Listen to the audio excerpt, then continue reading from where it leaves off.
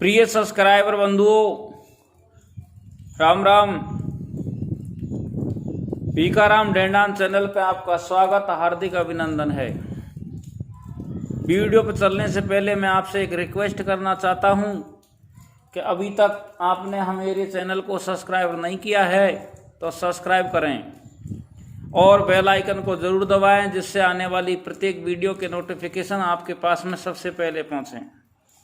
आज मैं एक इस तरीका की वीडियो लेके आया हूं, वो भी एक कमेंट पर आधारित है। हमारे सब्सक्राइबर बंधु मेरी पिछले वीडियो की कमेंट में लिखते हैं कि भाई भीखाराम जी ये बताइए कि देवर मन को मौजी खेवे भेड़ से भौजी, और नीचे भी लिखते हैं कि लक्ष्मण और सीता के बहन भाई का नाता ये कहाँ से हुआ। तो चलिए सजनों, आज हम लक्ष्मण और सीता के बहन भाई के नाते को लेकर के और वीडियो बना रहे हैं। एक बार क्या होता है, ऋषि जगदम्नी और माता रेणुका का पुत्र परशुराम भक्ति करने के लिए कैलाश पर्वत पर जाकर के शंकर भगवान को गुरु बनाता है और भक्ति करके शंकर भगवान को प्रसन्न कर लेता है। शंकर भगवान परशुराम जी को सारे अस्त्र शस्त्र देता है और परशुराम जी जब जाने की तैयारी करता है, उस टाइम पे शंकर भगवान के चरण स्पर्श करके कहता है कि गुरुजी आपकी गुरु दक्षिणा लीजिए। शंकर भगवान कहता है कि वैसे तो मैं कोई भी गुरु दक्षिणा नहीं लूँगा, और फिर भी आप ज़्यादा प्रसन्न है, गुरु दक्षिणा देना चाहते हैं तो मुझे शेषनाग के फनों को काट करके लाओ, वो ही मेरी गुरु दक्षिणा होगी। शेषनाग की मणि को लाओ, वो ही मेरी गुरु दक्षिणा होगी।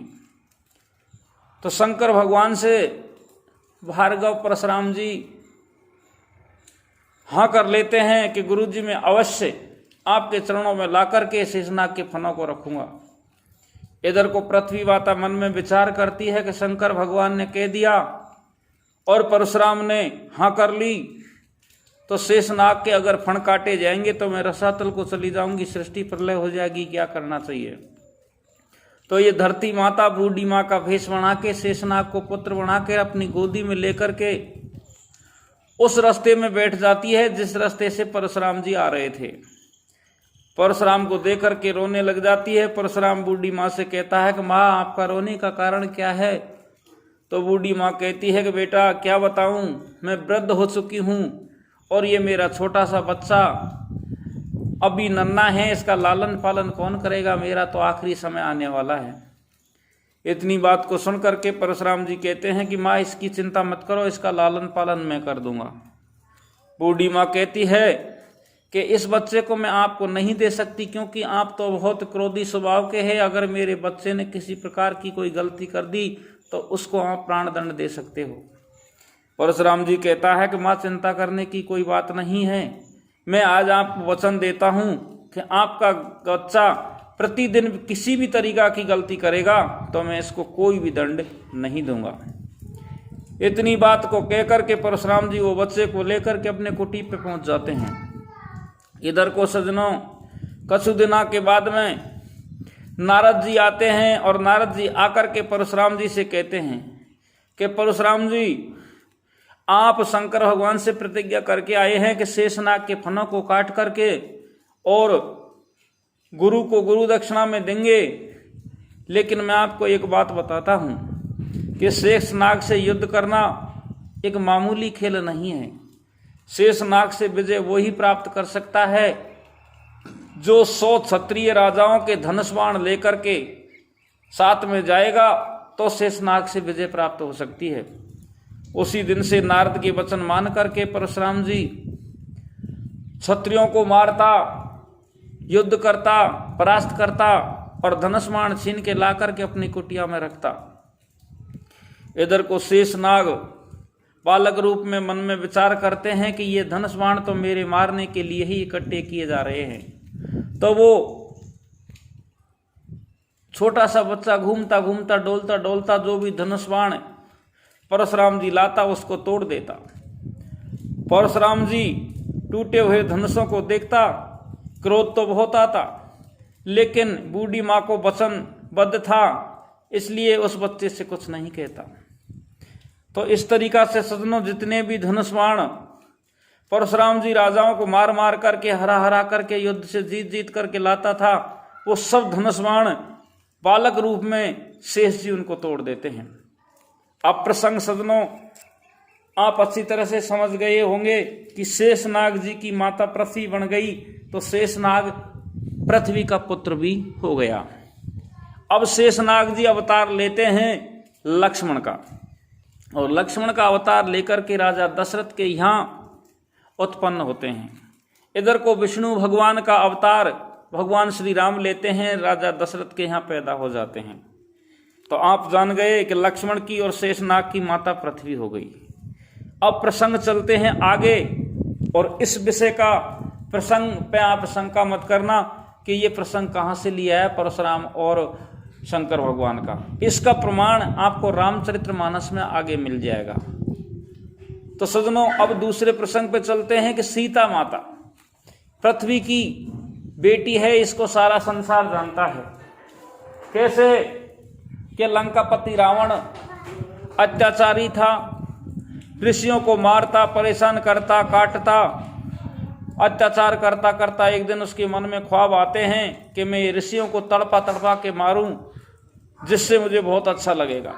तो वो ऋषियों के आश्रम पे जाता, ऋषियों के हाथ पांव काटता और रक्त निकालता और एक कुंभ में इकट्ठा करता।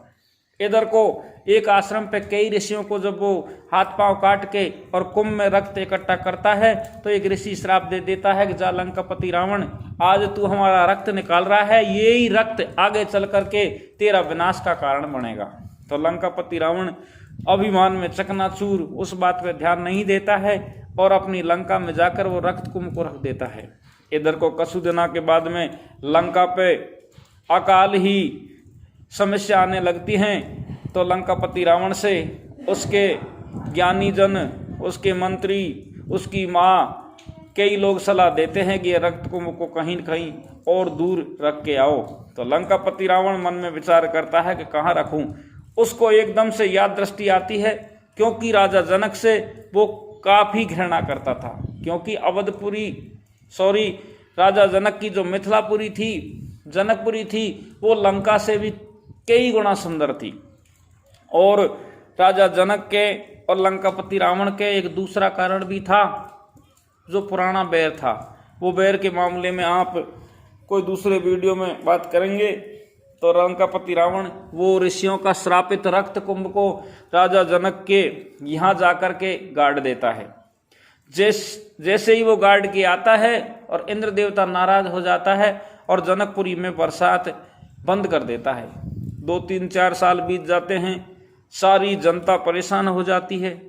और राजा जनक एक दिन सारी जनता को इकट्ठा करके, सारी नगरी को इकट्ठा करके कहता है कि भाइयों, आपको पता है कि मैं प्रत्येक बात में मेरी नगरी की, मेरी जनता की सेवा करता हूँ, हर समय पूछता हूँ।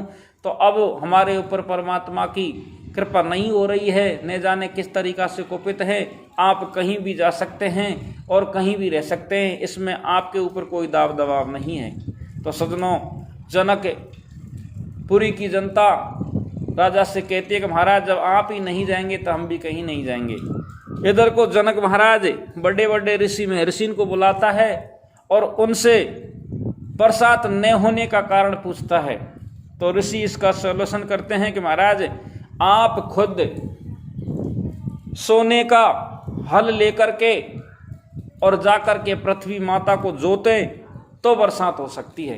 राजा तुरंत आज्ञा मानता है, कहता है कि मैं ये काम तो अवश्य कर दूंगा। तो तुरंत राजा जनक है जो सोने का हल बनवाते हैं और पृथ्वी माता पे जैसे ही जाकर के हल चलाते हैं तो हल का जो फाड़ है, उसको संस्कृत में शीतल भी कहते हैं, उससे जो रथ कुंभ गड़ा हुआ था उससे टकराता है।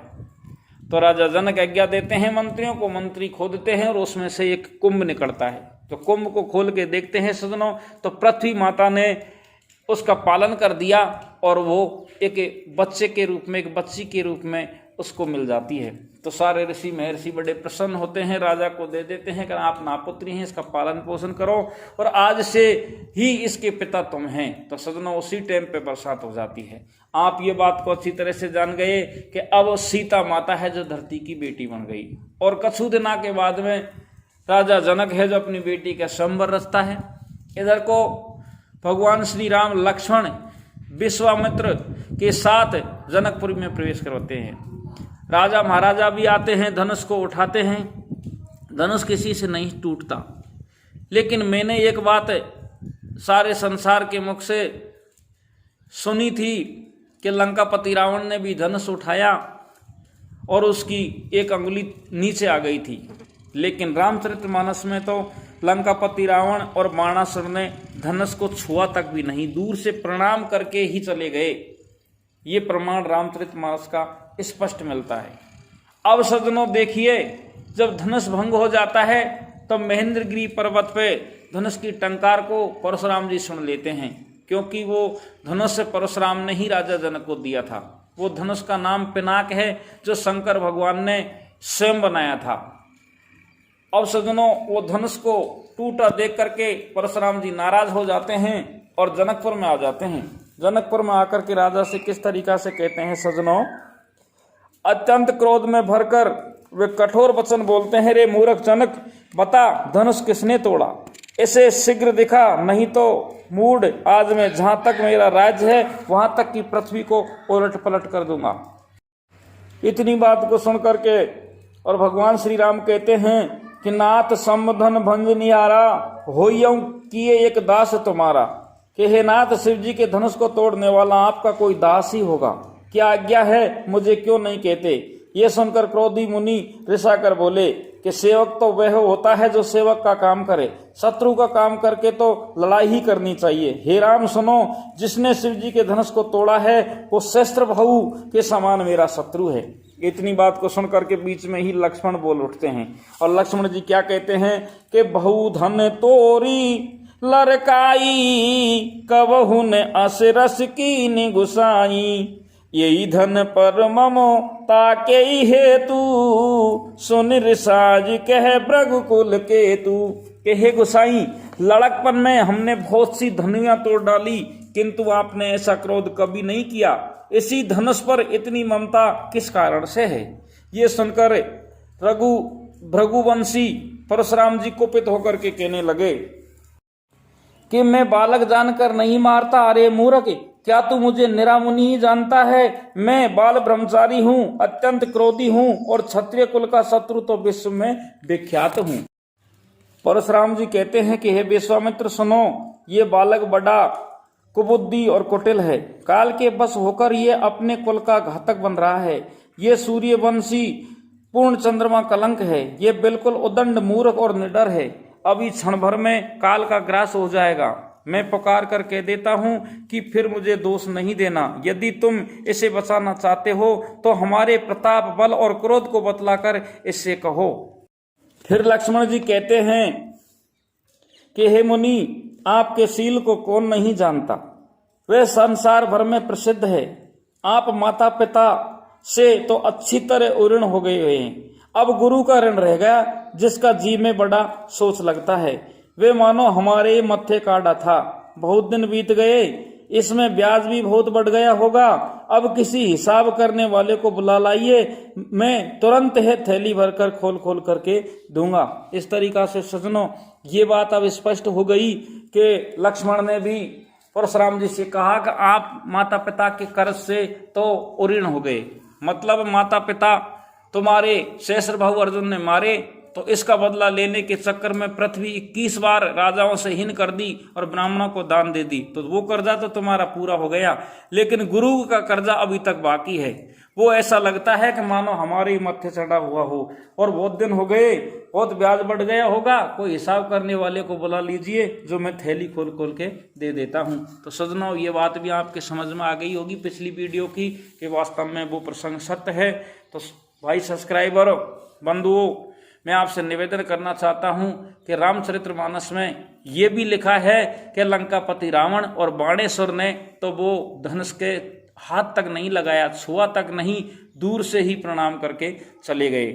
तो भाई हरि सिंह जी से मैं निवेदन करता हूं कि आपने जो बात लिखी थी कि देवर मन को मौजी खेवे भेड़ से भोजी, कि सीता और लक्ष्मण के बीच में बहन भाई का नाता कैसे था, तो आपके अब समझ आ गया होगा कि सीता माता भी पृथ्वी की बेटी है और इधर को शेषनाग जी भी पृथ्वी के बेटे हैं और शेषनाग का ही अवतार लक्ष्मण है। इस तरीका से ये दोनों बहन भाई होते हैं। राम राम दोस्तों।